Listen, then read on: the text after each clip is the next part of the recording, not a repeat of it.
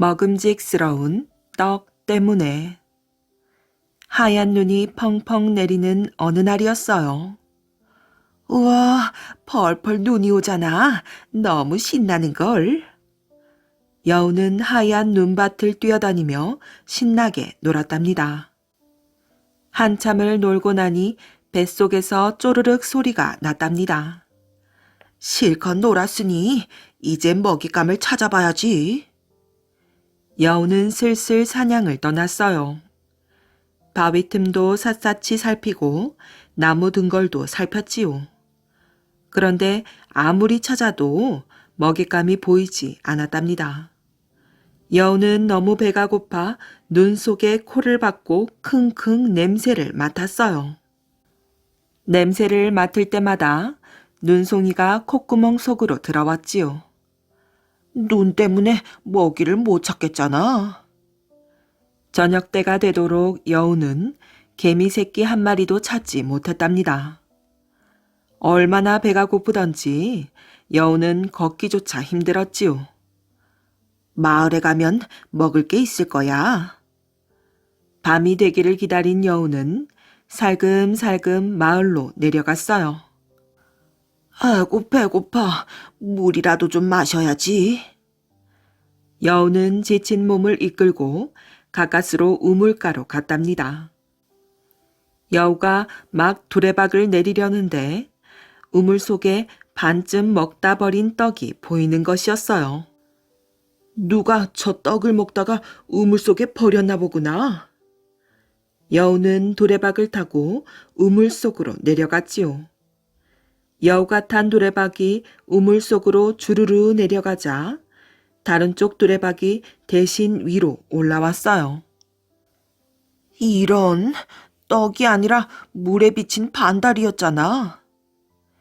여우는 뒤늦게 후회했지만 소용이 없었답니다. 그런데 어떻게 올라가지? 여우는 우물 위를 올려다보고는 한숨을 내쉬었어요.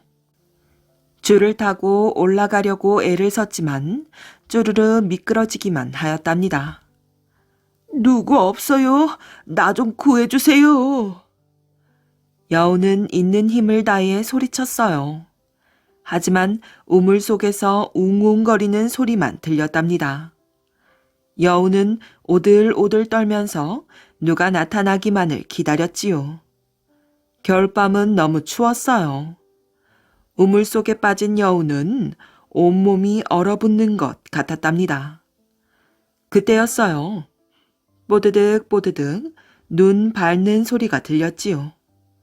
옳지, 누가 오는구나. 여우는 마른 침을 삼키며 우물 위를 바라보았지요. 시커먼 것이 고개를 쑥 내미는데 보니 바로 늑대였어요. 여우는 너무너무 기뻤지요. 어이, 늑대 친구, 여기는 어떻게 알고 왔어? 목이 말라 물 먹으러 왔지. 내가 떡 먹는다는 걸 누가 가르쳐 주었지? 늑대는 떡이라는 말에 귀가 솔깃했어요. 떡이 어디 있어? 여기 있잖아. 내가 반은 벌써 먹었다네. 그래서 절반만 남았지. 여우는 우물 속에 비친 반달을 가리켰어요. 늑대가 우물 속을 내려다보니 정말로 반이 뚝 잘린 떡이 보였답니다. 먹고는 싶었지만 우물 속으로 내려가기가 귀찮았지요. 늑대가 머뭇거리자 여우는 속이 탔어요. 자넨 떡을 싫어하는 모양이군 그래. 그럼 나 혼자 다 먹겠네. 잘 가게나.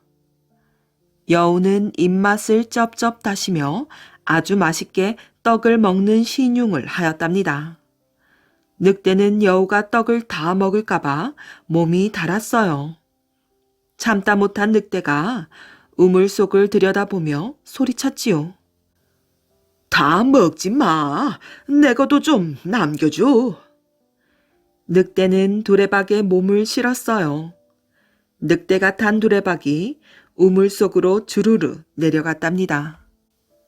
그 바람에 여우가 탄 두레박이 위로 올라왔지요. 우물 속에서 나온 여우는 만세를 불렀어요. 야호, 살았다. 하지만 늑대는 무슨 영문인지 몰랐어요. 그저 떡이 물속에 빠진 줄 알고 두 발로 부지런히 우물 속만 헤칠 뿐이었답니다. 살아나다가 도로 죽은 사람. 옛날에 아주 용한 의원이 있었답니다. 어찌나 용한지 세상 없는 병도 이 의원이 지어주는 약만 먹으면 병이 씻은 듯이 나았지요. 그래서 환자들이 구름처럼 몰려들었어요. 또 의술을 배우겠다는 젊은이들이 문지방이 닳도록 드나들었답니다. 이 의원은 연구하고 또 연구해서 마침내 죽은 사람도 살려내는 약을 지었는데 그 비방은 누구한테도 가르쳐주지 않았지요. 세월보다 더 무서운 것은 없는지라 의원도 별 수 없이 늙어 죽게 되었답니다. 의원은 죽기 며칠 전에 자기가 가장 믿는 제자를 불러 유언을 했어요. 내가 죽는다고 너무 슬퍼하지 말거라. 벽장 속에 감춰둔 약이 있으니 내가 죽거든 그 약을 발끝에서부터 발라다오. 그러면 내가 다시 살아날 것이다. 이 일은 너 혼자만 알고 있다가 그대로 하거라.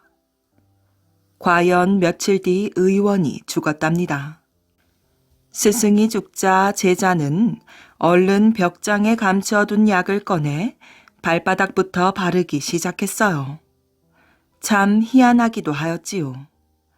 차디차게 식었던 발바닥부터 다시 온기가 돌며 시체가 살아나는 것이었어요. 한참 열심히 약을 바르던 제자가 문득 동작을 멈추었지요. 가만히 있자. 스승께서는 이 약의 제조법을 일러주시지 않았소. 이 약을 다 바르고 나면 스승은 살아나시겠지만 내가 죽었을 때에는 어떻게 하면 좋을까? 그래, 이왕 스승은 돌아가셨으니 이 약은 내가 죽었을 때 쓰게 남겨두도록 하자. 제자는 이렇게 생각하고 약을 그만 발랐지요. 살아나던 스승의 몸이 다시 싸늘하게 식은 건 물론이었어요. 마침내 그 용한 의원은 두 번 다시 이 세상 사람이 되지 못하고 땅 속에 묻히고 말았답니다. 세상에 세월을 이기는 장사 없다고 의원의 제자도 늙고 병들어 죽을 때가 되었지요.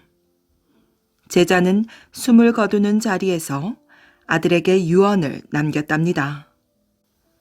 벽장 속에 평생토록 감추어둔 약이 있으니 내가 죽거든 그 약을 발끝에서부터 온 몸에 고루 바르도록 해라. 그러면 다시 살아날 것이다. 유언을 남긴 그 다음 날인가 제자가 숨을 거두자 아들이 벽장에서 약을 꺼내 아버지의 시체에 바르기 시작했어요. 약을 바르자 차갑게 식었던 몸이 다시 따뜻해지며 살아나기 시작하는 거예요. 아들은 너무나도 기뻐서 열심히 약을 발랐답니다. 그런데 이제 배를 바르고 가슴까지 발라 올라가는데 앞불싸 약이 다 떨어지고 말았지 뭐예요. 이 일을 어쩌면 좋을까요? 가슴까지 살아서 벌떡벌떡 뛰던 제자의 몸은 더 이상 약을 바르지 못하자 이내 다시 싸늘하게 식어갔답니다. 선종도 하고 부자도 되고. 고려 제18대 임금인 의종 때였어요. 그러니까 정중부 이고, 이의방 등 무신들이 난을 일으켜 수많은 문신들을 죽이고 의종마저 임금의 자리에서 내쫓기 전이었답니다. 이놈의 세상이 뒤집히기라도 해야지 어디 문신들 더러워서 살 수가 있나? 세상이 뒤집히지 않아도 북쪽에서 오랑캐라도 쳐내려 온다면 좋겠네. 그럼 우리 무신들의 고마움을 조금은 알겠지. 다 소용없는 일일세. 우리가 목숨을 걸고 적과 싸우고 있는 동안 조정에 들어앉아 권세를 부리고 호강을 누리는 것은 다 문신들이니까. 이렇듯 무신들은 모이기만 하면 불만을 터뜨리고 문신들을 욕하기에 바빴답니다. 이때는 의종의 총애를 받는 문신들이 모든 권세를 쥐고 있었고 나라는 몹시 혼란스러웠기 때문이지요. 의종은 나란 일은 돌보지 않고 날마다 문신들과 어울리며 잔치를 벌였어요. 게다가 경치 좋은 곳에 별궁을 짓고 문신들과 함께 어울려 놀기에 바빴거든요. 그러다 보니 나라의 창고는 바닥이 나고 백성들은 무척 살기가 힘들었답니다. 의종과 문신들이 노는 데 필요한 돈을 백성들로부터 거두어 들였기 때문이지요. 게다가 문신들은 무신들을 업신여기기 일쑤였어요. 이때 무신들이 하는 일이란 놀러 다니는 의종과 문신들을 호위하는 것이었거든요. 그래서 무신들은 모이기만 하면 불만을 터뜨리고 문신들을 욕하기에 바빴답니다. 그러던 어느 날이었어요. 그날도 무신들은 의종과 문신들을 호위하여 경치 좋은 곳으로 나갔답니다. 의종과 문신들이 한창 연회를 베풀고 있을 때 무신들이 한 곳에 모여 불만을 터뜨리고 있었답니다. 이때 한 무신이 헐레벌떡 뛰어왔어요. 배준걸이라는 사람으로 태조 왕건을 도와 고려를 세우는 데 앞장선 배형경의 자손이었지요. 배준걸은 비록 불우한 무신이긴 했지만 다른 무신들보다 나라 돌아가는 사정에 대해 잘 알고 있었어요. 여보게들, 제주 판관이 또 그만뒀다는군. 배준걸은 최근 조정 돌아가는 사정에 대해 이야기했어요. 너무 처먹은 게지. 처먹은 것이 무슨 죄가 되겠나. 상부에 제대로 뇌물을 바치질 못해서 그만둔 게지. 벼슬을 해먹으려면 권신에게 몽땅 바쳐야 하고 바친 것을 채우자면 백성들로부터 빼앗아야 하는데. 너도 나도 앞다투어 불만을 터뜨리고 있을 때 배준걸이 갑자기 버럭 소리를 질렀답니다. 그게 틀린 생각이란 말이야. 그곳에 있던 사람들이 모두 배준걸을 바라보았어요. 만약 나를 제주 판관을 시켜주기만 해보게. 그러면 백성들을 잘 다스릴 수 있을 뿐만 아니라 몇 해 안가 천하제일가는 부자가 될 걸세. 배준걸의 말에 그곳에 모인 무신들은 모두 크게 웃었답니다. 백성들을 잘 다스리는 일도 힘든 일인데 천하제일가는 부자가 된다고. 잠꼬대 같은 소리 말게나. 그러나 배준걸은 자신의 뜻을 굽히지 않았답니다. 나에게 모든 계획이 다 서 있으니 제주 판관을 한번 시켜보라니까. 제주 판관을 시켜주면 과연 백성을 잘 다스리고 큰 부자가 될 수 있겠는가? 모두 깜짝 놀라 뒤를 돌아보았어요. 그런데 이게 웬일이지요? 어느새 나타났는지 그곳에 의종이 서 있는 게 아니겠어요. 이때 잔치에 실증이 난 의종이 잠시 산책을 하다 배준걸의 말을 들었던 것이에요. 의종은 배준걸의 말이 퍽 흥미로웠던 모양이에요. 의종은 한박 웃음을 머금은 얼굴로 말하였지요. 지금 당장 너를 제주 판관으로 삼겠다. 그 대신 네가 말한 대로 백성을 잘 다스리고 천하제일가는 부자가 되어야 한다. 만약 그렇지 못하면 어떻게 하겠느냐? 네, 임금을 속인 죄로 제 목숨을 내놓겠습니다. 배준걸은 자신의 찬 목소리로 우렁차게 대답했어요. 곧 집으로 돌아온 배준걸은 서둘러 제주 판관으로 부임할 채비를 하였답니다. 배준걸은 하인들에게 지시하였어요. 치자물을 들인 밀가루를 큰 바구니로 3바구니를 준비하도록 하거라. 하인들은 주인의 말이 몹시 의아해하였어요. 하지만 많은 밀가루와 치자를 사서 서둘러 물을 들였답니다. 그리하여 치자물을 들인 밀가루 3바구니를 마련하였어요. 모든 준비가 끝나자 배준걸은 하인 하나와 함께 임지인 제주도를 향해 떠났답니다. 임지로 떠나는 짐은 치자물을 들인 밀가루 3바구니와 옷뿐이었어요. 제주도에 도착한 배준걸은 오로지 백성들이 편안하고 잘 살 수 있게 하기 위해 모든 지혜를 짜내었어요.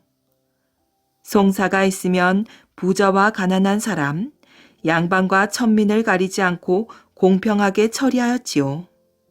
하루 3끼 식사 이외에는 술 한 잔 드는 법이 없었고 광에 넘치는 물건이 있으면 곧 가난한 백성들에게 나누어 주었으며 선물이라고는 젓가락 하나라도 받는 법이 없었답니다.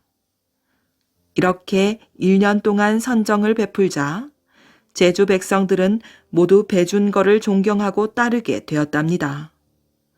게다가 백성들은 아주 뛰어난 명관이라고 입에 침이 마르도록 배준걸을 찬양하였어요. 그리하여 제주에는 법을 어기는 사람이 없어졌고 모든 백성들이 편안하게 잘 지낼 수 있었답니다. 그러던 어느 날이었어요. 그토록 열심히 백성들을 돌보던 판관 배준걸이 갑자기 문을 굳게 닫고 얼굴조차 내보이지 않는 것이었어요. 웬일일까? 그토록 부지런하시던 분이?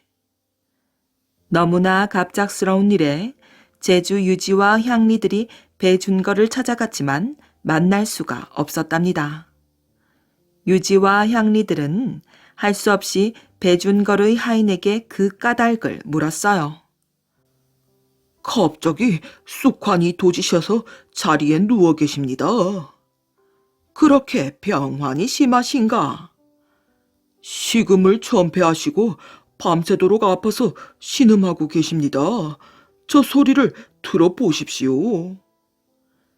유지와 향리들이 돌아가서 사람들에게 그 사실을 알렸답니다. 유지와 향리들은 다음날 다시 배준걸을 찾아갔어요. 유지와 향리들은 방문 너머로 배준걸에게 문안 인사를 올렸답니다. 판관께서 무슨 병환을 앓고 계신지는 알 수가 없지만 제주에도 약이 있을 텐데 어째서 치료하지 않으십니까? 그제야 배준걸은 죽어가는 목소리로 대답하였어요. 내 소시적에 이 병을 얻었는데 그 후 20년간 다시 도지지 않기에 다행으로 여겼소. 그런데 다시 도졌으니 죽는 날만 기다릴 수밖에 없게 되었소. 배준걸의 말에 유지와 향리들이 다시 간곡하게 말하였어요. 우리 제주 백성들은 모두 판관님을 친부모보다도 더 존경하고 있습니다. 판관님의 평안을 위해서라면 이고작 누구나 앞장서서 약을 구해올 것입니다. 그러니 부디 그 약이 무엇인지 알려주십시오. 그제야 배준걸은 마지 못한 듯이 말하였어요. 내 병은 바로 단독이란 병으로 약으로는 우황을 쓸 수밖에 없소. 우황 몇십 근으로 떡을 만들어 온몸에 흠뻑 발라야 하는데 그것도 하루에도 서너 차례씩 해야 나을 수가 있어. 그렇게 4, 5일쯤 바르면 자도를 볼 수 있어. 그 정도로 판관님의 목숨을 건질 수 있다면 어찌 마다하겠습니까? 유지 한 사람이 말하자 배준걸은 한숨을 길게 내쉬며 말을 이었답니다. 말이 쉽지. 우황은 값비싼 약이라 그 약을 사서 쓰느라 우리 집은 파산할 처지에 놓였소. 그러니 이제 어디에 가서 값비싼 우황을 구해 바른단 말이오. 우황은 바로 우리 고장의 특산물입니다. 그러니 우황을 구하는 일은 아주 쉬운 일입니다. 염려 마십시오. 곧 구해 바치겠습니다. 배준걸 앞을 물러나온 유지와 향리들은 곧 각 마을에 방을 붙였답니다. 방을 본 백성들은 앞다투어 우황을 갖다 바쳤어요. 그리하여 하루 만에 수백 근의 우황이 모였답니다. 그러자 배준걸은 은밀하게 하인을 불러들였어요. 우황이 얼마나 모였느냐? 그런데 이게 웬일이지요? 하인에게 묻는 배준걸은 그 어디에도 병을 앓는 흔적이 없었답니다. 배준걸은 바로 꾀병을 앓은 것이었지요. 오늘 하루에 1000근 가까이 모여들었습니다. 배준걸은 하인에게 은밀히 지시를 내렸답니다. 서울에서 싣고 온 짐을 풀어 치자물 들인 밀가루로 떡을 만들거라. 그리고 백성들이 가져온 우황은 남이 알아보지 못하게 잘 싸서 짐을 꾸리거라. 그러면 치자떡은 어떻게 합니까? 날마다 내 몸에 바르는 척하다가 땅속 깊이 묻어버리면 그만이지. 사람들이 눈치채지 않겠습니까? 사람들이 그 근처에 얼씬도 못하게 하거라. 어떻게 모여들지 못하게 합니까? 하하하, 떡에서는 도끼가 나기 때문에 가까이 가는 자는 단독에 걸릴 염려가 있다고 소문을 내면 누가 감히 가까이 다가오겠느냐. 그러는 동안에 떡이 썩어버리면 서로 다시 파보는 자가 있다 한들 우황떡인지 치자떡인지 어찌 구별하겠느냐. 하인은 배준걸의 생각에 혀를 차며 지시대로 하였답니다. 그로부터 5, 6일이 지나자 배준걸은 비로소 방에서 나왔답니다. 평안히 개차하시어 천만다행입니다. 유지와 향리들이 다시 모여들어 축하하자 배준걸은 천연스럽게 말하였어요. 이게 다 그대들이 우황을 보내준 덕택이지요. 다시 정사를 보게 된 배준걸은 여전히 지난날과 다름없는 선정을 베풀었어요. 얼마 후 임기가 끝난 배준걸은 다시 서울인 개경으로 올라가게 되었어요. 제주 백성들은 남녀노소 할 것 없이 눈물로써 작별했고 송덕비까지 세워 배준걸의 덕을 칭송하였어요. 서울로 올라간 배준걸은 곧 의종을 뵙고 선정을 베풀고 부자가 된 비결을 이야기하였지요. 거참 신통한 일이다. 의종은 배준걸의 말에 손뼉을 치며 즐거워하였어요. 그러고는 그 자리에서 배준걸에게 후한상을 내렸답니다. 우황이란 소 쓸개의 병 때문에 생기는 혹 같은 것이지요. 그 당시 제주산 소에는 10마리 가운데 8, 9마리는 우황이 들어있었어요.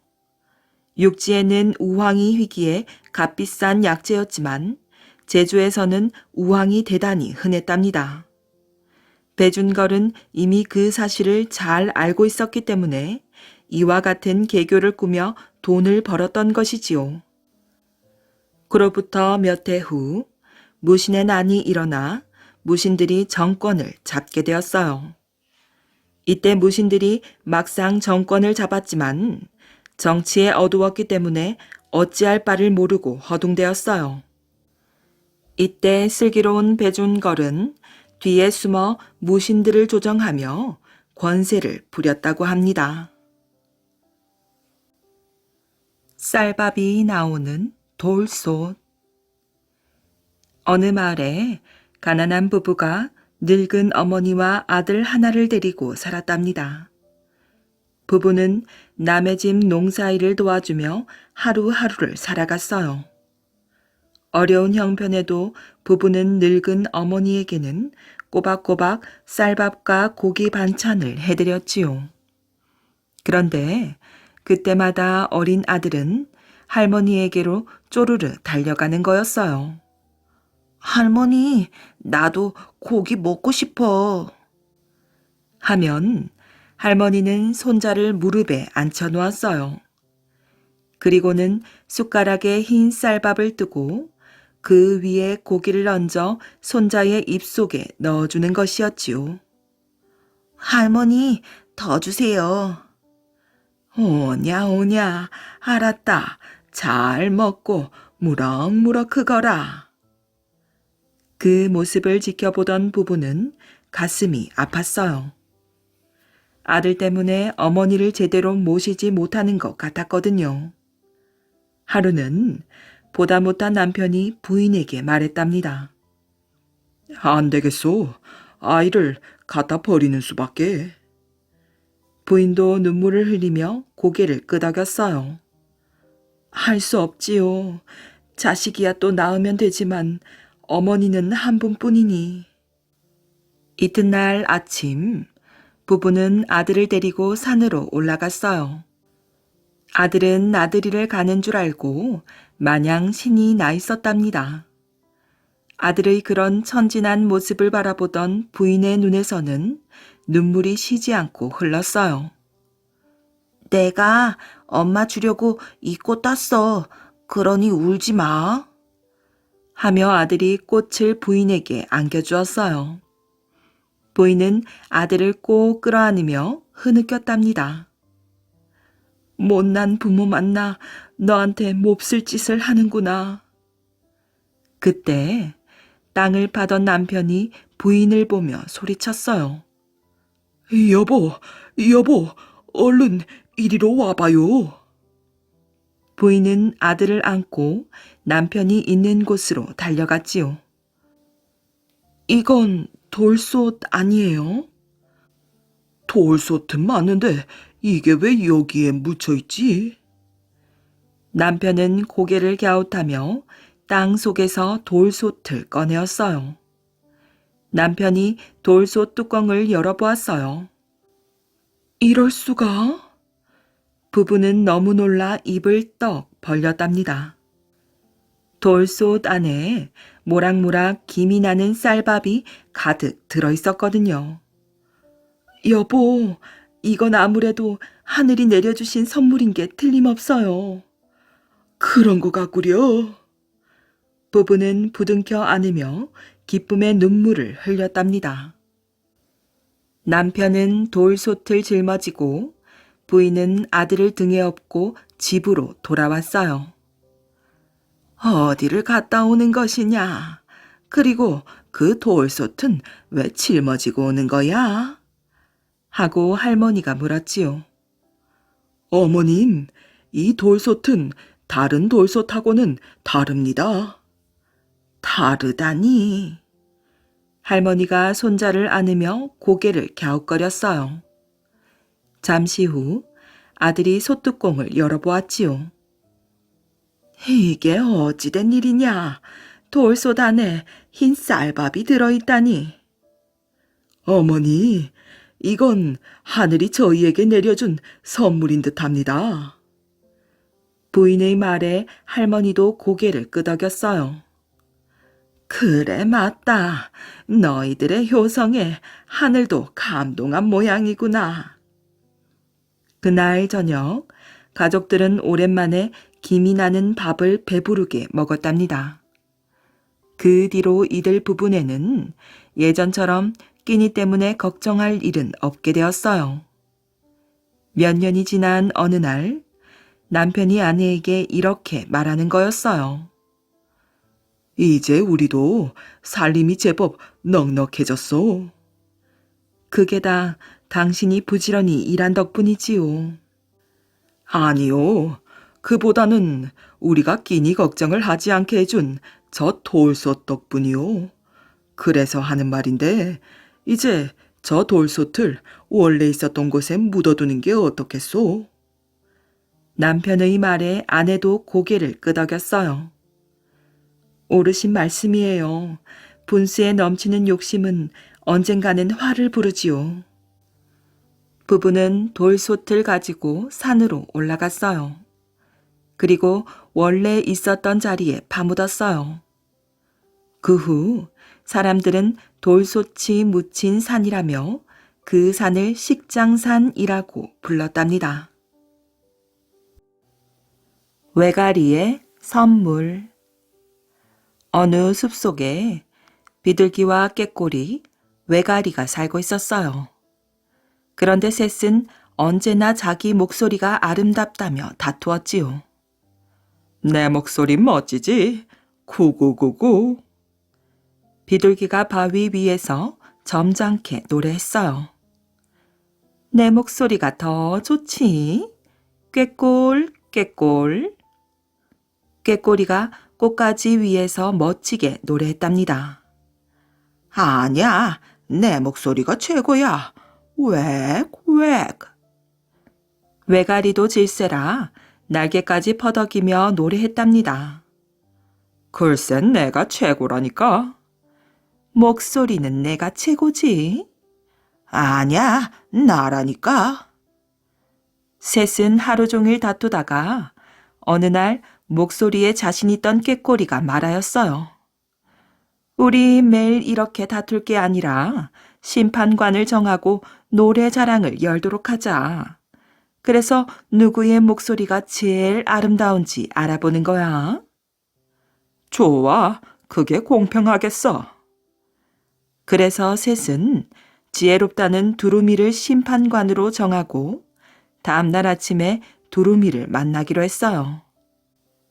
내 목소리가 곱다고 우기긴 했지만 아무래도 자신이 없단 말이야.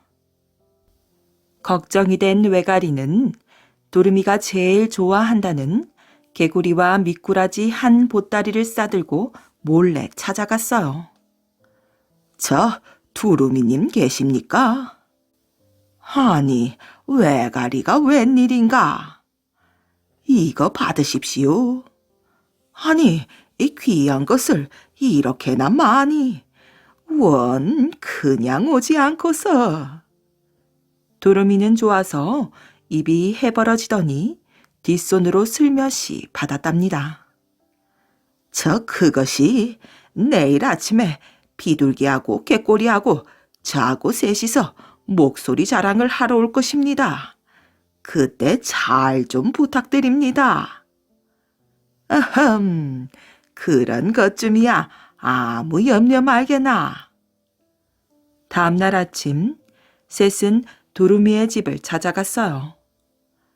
두루미님, 안녕하세요. 무슨 일인가? 두루미는 모르는 척 시치미를 뚝 떼고 물었답니다.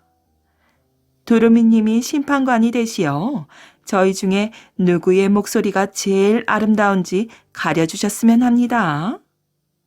아흠, 그런 일이라면 나만큼 잘할 수 있는 자도 없지. 그럼 먼저 그 비둘기부터 노래를 한번 불러보게나. 예. 비둘기는 의젓하게 노래를 불렀어요. 구구구구 구구 구구구구구. 그러자 두루미가 손을 내저으며 말했지요. 그 비둘기 노래는 마치 사냥꾼들이 샘하는 소리 같구먼. 예? 어디 이번에는 꾀꼬리 한번 해보게나. 예? 비둘기가 시무룩해져서 물러나자 꾀꼬리가 목청을 가다듬고 노래를 불렀답니다. 꾀꼴 꾀꼴 꾀꼬르르르르르. 그러자 또 두루미가 머리를 흔들며 말했어요. 저런 꾀꼬리 소리는 배고픈 소리 같아 못 쓰겠어. 예? 그 다음 외가리 노래 한번 들어볼까나. 꾀꼬리도 실망해서 물러앉자 외가리가 신이 나서 소리를 지르며 노래를 불렀답니다. 웩, 웩, 웩, 웩, 웩. 그러자 두루미는 무릎을 치며 고개를 끄덕였어요. 옳거니, 그 소리 참 힘차고 좋구먼. 아주 훌륭해. 속이 뻔히 들여다 보이는 두루미의 말을 듣던 비둘기와 꾀꼬리는 화가 났지요. 뭐라고? 누가 들어도 제일 듣기 싫은 소리를 제일 듣기 좋다고 하다니. 무얼 받아먹었길래 그런 엉터리 말을 하는 것이냐? 이런 거짓말쟁이. 다시는 그런 엉터리 말을 못하게 해줄 것이다. 비둘기와 꾀꼬리는 두루미에게 달려들어 목을 잡아당겼어요. 그래서 두루미의 목은 길게 늘어나 비틀어지고 그때부터 두루두루 미안해서 소리도 잘 내지 못하게 되었어요. 그런 일이 있은 후 남에게 자기 부탁을 들어달라고 옳지 않게 주는 선물을 외가리 선물이라고 했답니다. 탐관 오리의 비참한 최후. 윤원형은 간신으로 유명한 조선 중기의 문신이랍니다. 중종의 제2계비인 문정왕후의 남동생이라 으스대고 다녔답니다. 내가 왕비의 동생이니라 나라 안에서 무서울 게 있겠는가? 그는 본디 성격이 방자하고 음흉한 사람으로 유난히 욕심이 많았답니다. 문정왕후가 훗날 명종인 경원대군을 낳자 인종을 낳은 제1계비인 장경왕후의 동생 윤임과 일가 간에 서로 임금의 장인이 되었답니다. 윤원영과 윤임은 권력에 눈이 어두워 세력을 잡으려고 다툼을 벌여서 대윤 소윤의 싸움을 일으켰지요. 명종이 12살의 어린 나이로 즉위하자 문정왕후가 수렴청정을 하게 되어 윤원영은 하루아침에 국건을 잡게 되었어요. 너무 좋아서 그의 입이 다물어지지가 않았답니다. 이게 진정 꿈은 아니겠지? 윤원형은 나란 일은 뒷전이었어요. 그가 제일 먼저 손댄 일은 자기를 대접하지 않은 사람들에게 복수하는 일이었지요. 나를 멸시한 놈들이 누구누구였더라. 단 한 놈도 그냥 두지 않을 것이다. 단단히 혼쭐을 내주고야 말겠어. 끝내 윤원영은 을사사화를 일으켰어요. 죽음을 당한 사람만도 100명이 넘는 연산군 이래 가장 큰 옥사였답니다. 윤원영에게 미움을 받았다는 이유만으로 죄 없이 억울하게 죽어간 사람들도 많았어요. 그래도 대비를 등에 업은 윤원형의 횡포는 끝날 줄 모르고 계속되었지요. 윤원형이 병조 판서에 있을 때 관리 임명권을 가진 그는 한 무관에게 권관 벼슬을 내려 지방에 부임시켜 주었답니다. 그 무관은 지방에 부임하자마자 즉시 윤원형에게 화살통 하나를 선물로 보내왔어요. 벼슬자리를 내려준 데 대한 감사의 표시였지요. 값비싼 선물을 기대했던 윤원형은 화살통을 보자마자 와락 화가 치밀어 올랐어요. 별 미친놈을 다 보겠네. 내가 사람을 헛짚어도 한참 헛짚었구나. 활도 쏠 줄 모르는 나한테 이깟 화살통을 보내다니. 생각 없는 작자 같으니라고. 그럼 이 물건을 어떻게 할까요? 주눅이 들린 표정으로 하인이 묻자 윤원영은 버럭 고함을 질렀답니다. 꼴도 보기 싫으니 어디 창고 속에다가 처박아 버리거라. 하인은 윤원형의 말대로 화살통을 창고 속 깊숙이 처박아 버렸어요. 내 이놈을 당장 연락해서 벼슬을 빼앗고 말겠다. 그 무관은 그날로 벼슬자리에서 쫓겨나고 말았답니다. 대체 웬 날벼락이지? 무슨 일이 생겼단 말인가? 내가 직접 올라가 봐야겠구나. 눈이 휘둥그레진 무관은 불이 나게 윤원형을 찾아왔어요. 무관을 보자 윤원형의 표정이 실쭉해졌어요. 영문을 모르는 무관은 깊숙이 허리를 굽혀 절하고 나서 조심스레 입을 열었답니다. 제가 보내드린 화살통은 잘 받으셨는지요? 무엇보다도 무관은 그것이 가장 궁금했어요. 그 말을 듣자 윤원영의 머릿속에 번쩍 떠오르는 생각이 있었답니다. 옳거니 그렇구먼. 그래서 급히 창고 구석에서 그 화살통을 찾아오게 하였답니다. 무관이 열쇠로 화살통에 꽂아놓은 자물쇠를 여니 꽁꽁 눌러 담은 값비싼 담비 가죽이 넘쳐나듯 솟구쳤어요. 아니, 이게 웬 것인가? 입이 크게 벌어진 윤원영은 그 자리에서 그 무관에게 더 높은 벼슬자리를 주어 돌려보냈답니다. 말도 안 되는 어이없는 일은 그뿐이 아니었어요. 윤원형이 이조 판소로 있을 때 누에고치를 수백 근 짊어지고 와서 참봉 벼슬을 내려달라고 며칠간이나 조르던 사람이 있었답니다. 때마침 관리들의 임명에 관한 일을 결제하던 윤원형은 포근한 햇살 때문인지 끄덕끄덕 졸았답니다.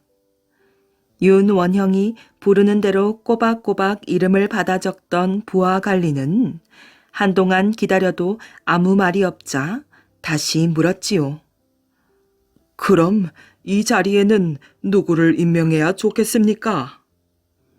그러자 설핏 잠이 든 윤원영은 손사래를 치면서 대답했어요. 고치. 누에고치를 잔뜩 갖고 온 사람을 임명하라는 뜻이었어요. 그러나 그것을 알 리 없는 관리는 고치라는 이름을 가진 사람을 찾기 시작했답니다. 그러나 아무리 찾아도 찾을 수가 없었지요. 못 찾으면 나는 죽을 것인데 어찌하든 찾아내야 해. 갖은 수소문 끝에 관리는 아주 먼 시골에 고치라는 이름의 가난한 선비가 살고 있다는 말을 들었답니다. 부하 관리는 당장 선비를 불러올려 벼슬을 시켜주었지요. 뒤늦게 윤원영이 잘못된 사실을 알게 되었지만 그렇다고 다시 바로잡을 수는 없었답니다. 고치라는 이름 덕분에 그 시골 선비만 벼슬자리를 얻는 행운을 누리게 된 셈이지요.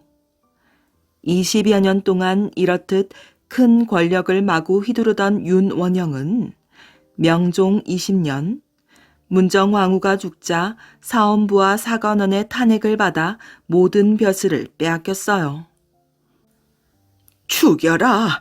백성의 피를 빨아먹은 악독한 벼슬아치를 살려둘 수는 없다. 분노한 백성들이 그를 죽이려고 사방에서 일어서자 첩인 난정과 함께 기화로 몰래 도망쳤답니다. 그곳에 닿은 지 얼마 안 되어 병들어 죽었다고도 하고 독약을 마시고 자살했다는 말도 있답니다. 탐관오리가 권력을 휘두르다가 비참한 죽음을 맞았으니 이것이야말로 인과응보이지요. 솥 적다, 솥적새. 어느 마을에 심술사납기로 소문난 시어머니가 있었답니다. 얘야, 땀도 안 나고 일하기도 편하게 요새 이버선을 신거라. 며느리가 들어오자 시어머니는 단비털이 북실북실한 잘배자를 입고 아이고 더워라 하며 지내었어요. 그리고 며느리에게는 헐어서 못 쓰게 된 뜻개를 입히고 바닥은 해지고 등만 남은 두께 버선을 내주었지요. 그래서 며느리는 늘 추위에 떨어야 했어요. 그렇지만 그보다 더 견딜 수 없는 것은 배고픔이었어요. 이 쌀로 이 솥에 밥을 짓거라. 시어머니는 작은 솥을 내주면서 쌀도 직접 내주었지요. 그런데 그 쌀로 밥을 지으면 작은 밥솥에 가득 찼지만 밥을 푸면 늘 모자라 며느리 밥은 없었답니다. 배고파라. 며느리는 누룽지를 박박 긁어서 겨우 목숨을 이어갔지만 늘 배가 고파 견딜 수가 없었지요. 어쩌다 이웃집에서 얻은 떡 부스럭이라도 먹으려 하면 어느새 시어머니가 알고 달려와 와르릉 와르릉 야단이었어요. 시어머니 몰래 밤낮 그렇게 입노릇 찌르니 며칠 동안 밥을 안 먹어도 배가 부르겠구나. 그래서 며느리는 꽃쟁이처럼 여위어 갔답니다. 이를 안타깝게 여긴 아들이 어느 날 어머니에게 간절히 부탁하였어요. 어머니, 올해는 풍년이니 밥 좀 많이 해서 모두 배불리 먹게 큰 솥을 내주세요. 그러나 시어머니는 며느리에게 더욱 목리를 부리며 전보다 더 작은 옹달솥을 내주었어요. 네가 남편에게 고자질할 힘이 있는 걸 보니 너무 많이 먹은 게로구나. 이제부턴 이 솥에 밥을 짓거라. 그래서 며느리는 이제 누룽지조차 먹을 수 없게 되었답니다. 어머니, 솥이 너무 적어요. 며느리가 아무리 눈물 지어도 시어머니는 들은 척도 하지 않았지요. 마침내 며느리는 시집을 와서 촛봄을 맞기도 전에 굶어 죽고 말았답니다. 그런데 이상하게도 며느리의 무덤 위에는 늘 작은 새 한 마리가 날아와 울었어요. 그리고 그 울음소리는 이렇게 들렸지요. 솥 적다 솥 적어, 솥 적다 솥 적어. 사람들은 솥이 적어 밥을 못 먹은 며느리가 새로 태어난 것이라 하여 그 새를 솥적새라고 불렀답니다. 그러다가 이 솥적새가 지금의 솥적새로 불리게 되었다고 합니다. 금강산 효양 고개. 옛날 금강산 부근의 어느 마을에 돌이라는 아이가 병든 어머니를 모시고 아주 가난하게 살고 있었답니다. 돌이는 편찮으신 어머니를 위해 이 마을 저 마을로 돌아다니면서 동냥을 했으나 먹을 것을 거저주는 사람은 없었지요. 어느 날 돌이가 어머니한테 말했어요. 어머니, 고개 너머에 있는 양반네 집에 들어가 머슴살이를 해서 밥을 얻어오겠어요. 그러자 어머니는 펄쩍 뛰었어요. 차라리 내가 굶어 죽으면 죽었지 널 머슴으로 들여보낼 수는 없다. 어머니는 도리가 두 말 못하게 딱 잘라 말했지요. 하지만 도리는 이 세상에 누가 거저 밥을 주고 농사지을 땅을 주겠느냐고 말했어요. 혹시 땅을 얻어 농사를 짓는다 해도 죽도 제대로 못 먹을 형편인데 그럴 바엔 차라리 머슴살이를 하는 것이 낫지 않겠냐며 거듭 설득했답니다. 그러자 어머니도 하는 수 없이 눈물을 머금고 아들의 말대로 하기로 했지요. 다음날 도리는 3년을 기한으로 양반네 집으로 머슴살이를 하기로 했답니다. 첫날 저녁이었어요. 도리는 자기 몫으로 차려진 밥 한 사발을 먹는 체하고 앉았다가 함께 일하는 할아버지한테 사정을 죄다 이야기했지요. 그러고는 밥이 식기 전에 어머니한테 대접을 하려고 집을 향해 다른 박질하기 시작했어요. 그런데 도리는 길이 아닌 덤불밭을 헤치며 내달리고 있었답니다. 집에 조금이라도 더 빨리 가려고 지름길을 택한 것이지요. 도리가 옷섭에 밥그릇을 쌓고 방 안에 들어섰을 때 밥은 여전히 따뜻했어요. 며칠을 굶은 어머니는 아들이 가지고 온 밥을 달게 먹고서 금방 기운이 나는 것 같다고 했어요. 그런 어머니를 보며 도리는 좋아서 어쩔 줄을 몰랐답니다. 잠시 뒤 도리는 부엌에 나가 아궁이에 나무를 잔뜩 지펴놓고는 후들후들 떨리는 다리를 끌며 고갯길을 넘어왔어요. 도리가 양반집 대문 앞에 와보니 안에서는 소동이 벌어지고 있었지요. 그놈이 그 밥 한 그릇을 처먹고는 도망을 쳐버렸는데 왜 멍청이 서 있기만 하는 것이냐? 당장 가서 잡아오지 못할까? 양반이 할아버지한테 불호령을 내리고 있었어요. 도리는 더러 겁이 났지요. 무슨 큰 벼락이 떨어질 것만 같아 그 길로 돌아설까 하는 생각도 해보았지만 먹지 못해 병이 난 어머니의 해슥한 얼굴이 눈앞에서 자꾸만 어른거렸어요. 게다가 자기 때문에 꾸지람을 듣고 있는 할아버지를 생각하니 차마 발길이 떨어지지 않았답니다. 도리는 마음을 다잡아 먹고 마당에 들어섰어요. 양반은 두 눈을 부라리며 덮치듯이 도리의 덜미를 잡아 끌어다가 탯돌 앞에 꿇어앉혔지요. 그러고는 한동안 문매질을 하고 나서 날이 밝을 때까지 그대로 무릎을 꿇고 앉아있게 했답니다. 얼마 동안 꿇어앉아 있자 무릎이 저리고 배가 고파 눈앞이 빙글빙글 돌았어요. 정말로 참기가 어려웠지요.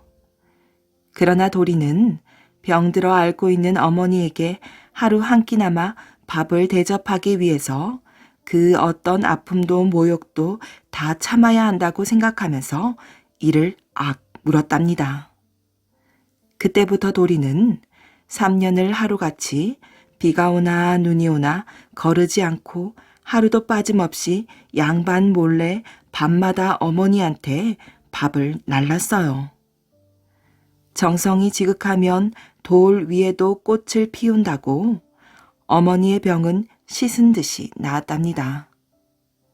그러던 어느 날이었어요. 어머니는 도리가 3년 동안이나 자기 병구안을 위해 양반집에서 시키는 일을 다 하면서도 피곤도 배고픔도 있고 넘어 다녔을 고갯길이 어떤 길인지 보고 싶어 한 걸음 두 걸음 더듬어 올라갔지요. 무성한 덤불밭을 헤치고 도리의 발자국이 총총히 찍힌 작은 고갯길이 나 있었답니다. 우리 도리가 이렇게 길도 아닌 덤불밭을 야밤에 헤치며 다녔단 말인가? 어머니는 가슴이 미어지는 것 같았어요. 어머니가 고갯마루에 올라섰을 때였답니다. 웬 까까머리 총각이 고갯길을 올라오고 있었어요. 양반집 머슴살이를 끝내고 집으로 돌아오는 도리였지요. 어머니는 얘야 하고 목맨 소리로 부르짖으며 고갯길로 허둥지둥 달려내려가 아들을 부둥켜 안았답니다. 도리를 꼭 껴안은 어머니는 목이 메고 가슴이 저려와서 말 한마디 못하고 그저 울기만 했어요. 도리는 어머니가 이렇게 험한 고갯마루까지 부축도 없이 올라왔다는 것이 꿈만 같아 기뻐서 자꾸 울었답니다. 이날따라 이 고개를 오르는 사람들이 많아 그 광경을 보고는 크게 감격했지요. 사람들은 도리의 효성을 진심으로 칭찬하고 도리가 하도 지나다녀 새롭게 지름길 하나가 더 생긴 그 고개를 효양고개라고 불렀답니다. 오늘도 금강산의 효양고개를 넘는 사람들은 저마다 도리의 지극한 효성에 대한 이야기를 심심찮게 나누곤 한답니다. 진짜 어머니, 가짜 어머니. 옛날에 3대 독자인 어느 부자가 본부인 외에 새 부인인 첩을 맞이했어요. 옛날에는 부인을 열어둘 수가 있었는데 본부인이 자식을 못 낳자 첩에게서 가문을 잇고 재산을 물려줄 자손을 얻으려는 것이었어요. 그런데 어찌된 일인지 몇 달 후에 본부인과 첩이 똑같이 임신을 하게 되었어요.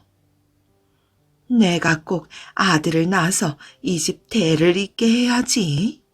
그럼 그 많은 재물은 우리 아들의 것이 될 테고, 그럼 나도 큰 소리 치며 살 수 있을 것이야. 재물이 탐이 난 첩은 이런 속셈으로 좋다는 음식을 닥치는 대로 구해 먹으며 아들 낳기만을 빌었답니다.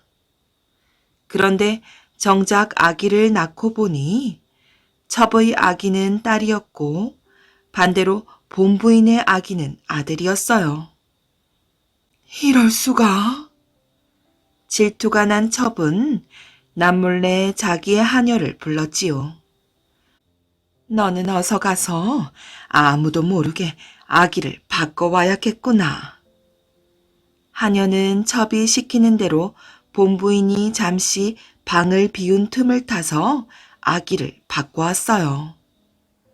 조금 후에 방에 들어온 본부인은 엉뚱한 아기가 있는 것을 보고 기절할 듯 놀랐지요.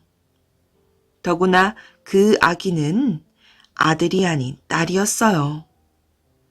본부인은 마음을 가라앉히고 조용히 하인들을 불렀어요. 혹 너희 중에 누군가 내 방에 들어왔다가 나가는 것을 본 사람이 있더냐? 바로 조금 전에 작은 만입댁 하녀가 아기를 안고 왔다가 돌아갔습니다.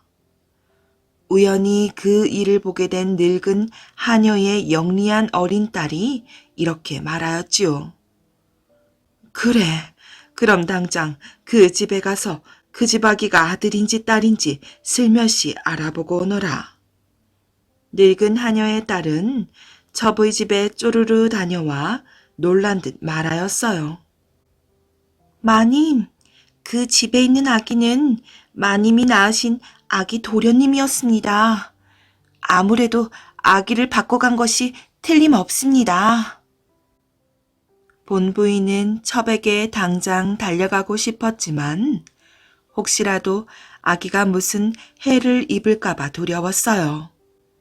그래서 아무에게도 알리지 않고 사또를 찾아가 그 사실을 알렸지요. 다음 날 사또는 바로 두 부인을 불러들였어요. 그리고는 사내 아기를 두 여자 앞에 놓고 말했지요. 그 아기의 진짜 어미가 누구인가? 제가 안고 왔으니 제가 어미입니다. 아닙니다. 저 여자가 몰래 바꾸어 갔습니다.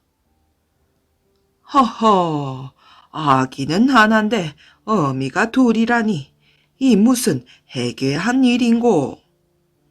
정말입니다. 이 아기는 제 아기입니다. 아닙니다. 이 아기는 분명히 제가 낳은 아기입니다. 첩과 본부인은 서로 제 자식이라며 조금도 물러서지 않았어요. 듣거라. 나로서는 어느 쪽이 진짜 어미인지 분별하기가 어렵구나. 더구나 이 아기는 아비가 같은 한 집의 자손이니 누가 키워도 상관없는 일이 아니냐. 예? 그러니 두 여인이 내 신호에 맞추어 아기의 한쪽 팔을 잡아당기거라. 더 많이 끌려가는 쪽으로 어미를 정하는 게 어떻겠느냐. 예, 그게 좋겠습니다. 첩은 조아라 반색을 하며 단박 아기의 팔을 우악스럽게 꽉 잡았답니다. 안 됩니다. 사또나리. 차라리 이 아기를 저 여자에게 주십시오. 어린 아기의 팔을 한쪽에서 잡아당기면 불쌍한 아기가 어떻게 되겠습니까? 본부인은 주저앉아 목 놓아 울며 말했어요.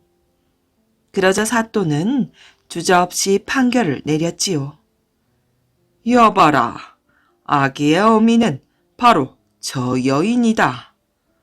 진짜 어미라면 자기 아들이 고통을 당하게 하지 않을 것이다. 어서 아기를 어미 품에 안겨주어라. 그리고 저 흉악한 여인은 감옥에 가둬 그 죄값을 치르도록 하거라. 그래서 마침내 본부인은 자기가 낳은 아들을 찾게 되었고 첩은 벌을 받은 후 멀리 쫓겨나게 되었답니다.